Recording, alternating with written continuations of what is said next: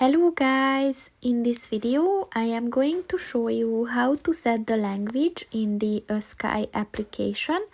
But first I just want to mention, don't forget to subscribe to my channel, because at 10,000 subscribers I am going to show you my whole YouTube revenue statistics and growth strategy, as well as how to make money online. Let's jump into it.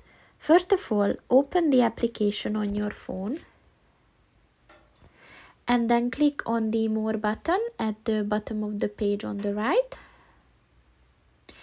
And then click on the Setting button. And then click on the Language button.